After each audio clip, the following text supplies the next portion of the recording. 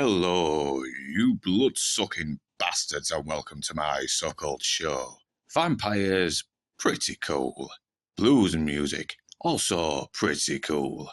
Ryan Coogler, he's okay when he's not doing rubbish, but put them all together, and what do you get? Well, slutty ladies and not-so-gentlemen, you get sinners.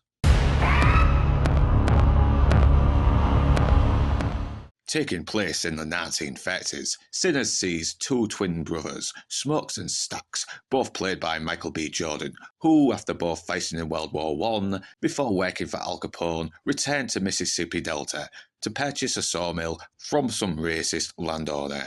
Yeah, I know, bear with me. They decide to turn it into a juke bar, so they get together some friends, musicians, and the place turns out to be a pretty rocking joint. With inspiring artist Sammy providing music that's so awesome it brings out ghost musicians from the future. Something that attracts the attention of this lovely chap named Remick, who, get this, also happens to be a vampire.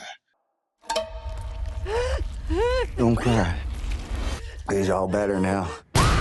And when Remick and his vampire buddies are turned away, that's when things start to go tits up,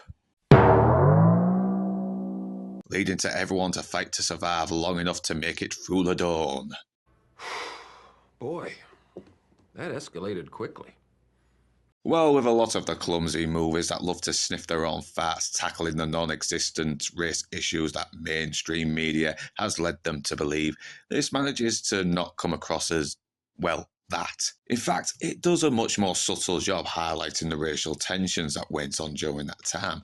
A time when real racism was going on, not the stupid racism where people get cancelled by stupid white leftists who feel the need to be offended for black people. And by the way, black people have a better sense of humour than that, so shut the fuck up. And despite my problems with Black Panther, I still think Ryan Coogler is a competent director. And here, he does not fuck about. The guy really puts in the effort. He really does go out of his way to immerse you in the hot, sweaty scenery of 1930s Mississippi. He really does build up this world. He helps you get to know these characters, building up the momentum before the violent climax. Michael B. Jordan is at his best as the two brothers with their different personalities, with Stacks being the slick, callous charmer and Smoke being the no-nonsense but level-headed of them both. Both are ruthless, but both have enough differences to distinguish them.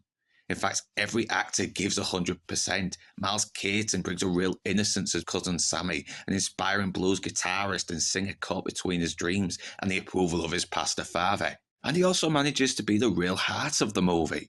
The always reliable Delroy Lindo is great as burnt-out alky pianist Delta Slim, as is Jamie Lawson as singer Pauline, who also serves as the romantic object of Sammy. Wunmi Mosaku convinces a Smoked estranged spiritual wife Annie, and she does bring a real presence. She's headstrong, mysterious, tragic, and also serves to be one of the few people to humanise Smoke. Haley Steinfeld, once again showing to be one of the best actresses going, and she does a really good job as Stack's former lover Mary. She shows to be the voice of reason, which really does make it more impactful once she does turn, and when she turns, she looks like she's having fun. But the movie is at its best when we get to the showdown against the vampires. There's real suspense, even an unsettling sense of paranoia, where some of our characters start to question whether one of them may or may not be a vampire already. And Jack O'Connell steals the show as charismatic vampire Remick, and man, he does not fuck about. He has no problem showing everybody just how evil he is. He's sinister, ruthless, can play the innocence as a way to put his victims in a false sense of security before showing his true nature. The vampire element is also handled in a very effective way and establishes just how unstoppable and ruthless they can be. This could have been a clumsy white men are vampires, therefore white man is bad. Yeah, the white man is bad is there in the movie, but not with the vampires. Remick is actually pretty unprejudiced in who he converts, and even gives them a valid reason to join up with him. And the final battle is intense as fuck with everyone going all out. It's brutal, violent, and the stakes feel high as it's all or nothing. And it does really make you fearful on whether our characters will make it out alive. Originally, I did have a complaint on the ending involving a clan shootout, feeling a little bit on the nose, but there was actually some setup, and it does add as a loose plot thread. Also, this is 1930s Mississippi, so white man bad does make a little bit more sense here.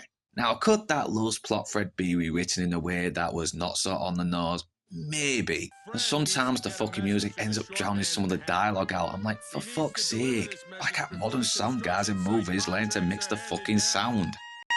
It's of vital importance that these matters be attended to, so we may have to bring in a friend from Yonkers. What? And another complaint I do have is, and it is a nitpick, is the post-credit scene. Honestly, it should have just been the ending, kind of like a prologue, and then cut to the credits.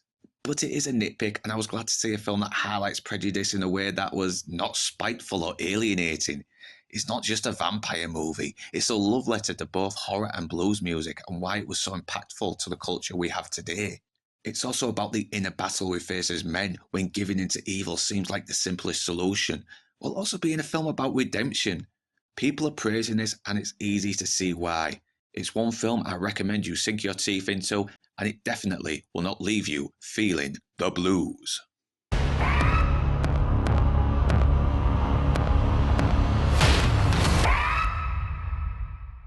And whether you beautiful bastards are Northern, English or not, thanks for watching. And do remember to like, comment, share, subscribe, and to ring that bell in order to be notified. And if you wish to further support this channel, then the links are in the description below. But right now, that's me done, and I'm off to the pub.